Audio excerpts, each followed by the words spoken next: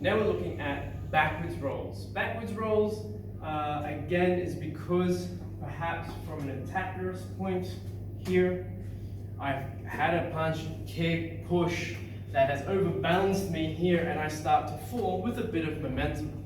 Typically, the body weight and the velocity is not that top heavy. If I'm very top heavy with my velocity, the velocity arrow tends to be pointing more downwards, and that there tends to be more breakfalls.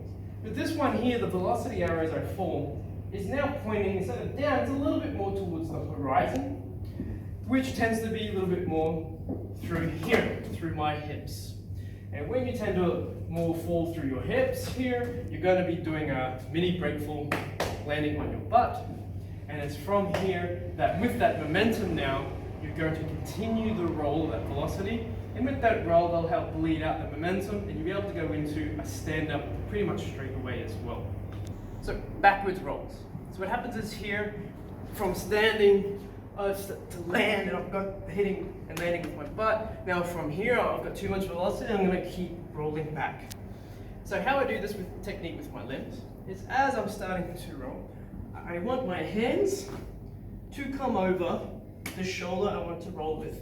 Because just like all the other rolls, I'm going to be rolling over my shoulder here and not my head, like so, and putting too much pressure on the skull and the neck. Also, it's not too pleasant when it's a hard ground. So here we'll be rolling over the shoulder. So I want my hands to go over the shoulder I'm going to roll over with. Now both of them go over that shoulder like so. This side one here will, same arm as the shoulder, will be a lot more horizontal, almost forearm coming down, just with a little bit of side fingers like that, as you can see. And this top one, I will come over starting with fingertips.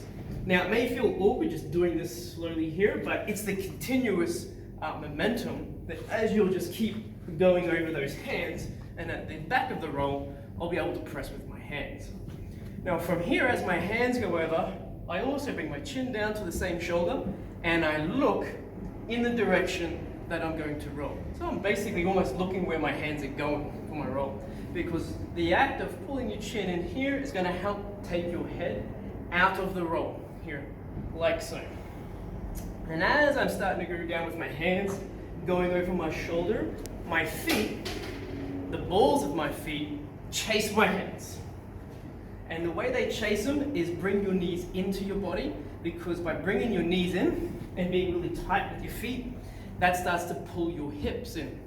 By pulling your hips in, what that does, as you can see with my lower back now, it's nice and rounded. And so my back becomes nice and curled like a ball. And just to show you, again, the roll is facilitated from having a rounded back here. I will use zero technique, no limbs. I will just push off a little bit, I'll roll over my shoulder. But I'll have a rounded back. Having that nice rounded back and hips tucked in, you just roll. You don't have to think about it. So from here, I just roll straight over. And that's pretty much a backwards roll. We add the limbs so we can be more supported and have a faster get up out of this roll. And so basically, as I'm falling, hands are going, bring the feet. Now the balls of my feet, I actually want to chase my hands, as I said.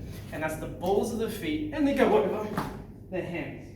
Now from here, you actually want to tuck and dig them into the ground. So you can see with my bent knees, I'm nice and tucked, and my balls of my feet are coming into the ground quite quickly.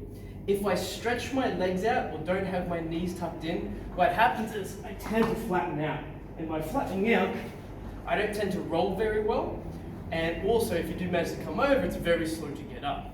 So what happens is here, when your hands go, feet chase the hands, the ball of the feet dig into the ground as close as they can, because I've got a nice tucked knees and hips. And from here, there we go. Now if you focus on my hands here, I'll do one more for you. It's focus on my hands. See how my body just comes over the arms, and with my hands I can start to press as I come over. Here. That rolls over the forearm, and then I'm pressing with my hands. And lastly, as I get to exit the roll, Technically, during the roll, my head and my knees shouldn't ever touch the ground. So as I exit the roll here, even my knees won't touch because I'm pressing with my hands. And so from here, my knees, head, don't touch and I'm standing up. Common mistakes doing a backwards roll is the main one is not having enough momentum. Typically when you are falling with velocity, under real circumstances, you do not have to worry about this property. You'll have enough momentum. But practicing it at least, you definitely need to have some momentum. So if you're doing one sitting on the ground to learn this roll, when you do this, you're really going to push off with your feet to gain that momentum, which you're not otherwise going to have. So make sure you keep momentum here, because like I showed you before, if you've got the momentum, just a nice rounded back, you'll roll over. Two, the biggest one I also see here for problems with this roll is when people start to come down, do this roll, they split their hands. Instead of having the two hands over the shoulder, they will have this hand in line with the head or over here. The problem with that is as soon as you split your hands, your head makes up the middle ground between it. And so now as I roll over my shoulder, I'm going to be rolling over my head as well because this hand has pulled me across here. And so what happens is here, if I was to do a back roll, as I'm pushing and coming here, you'll see my head is going to roll. So to take my head out of it, this is where you've got to make sure your two hands are going over the same shoulder, because then my head can be completely out of the roll.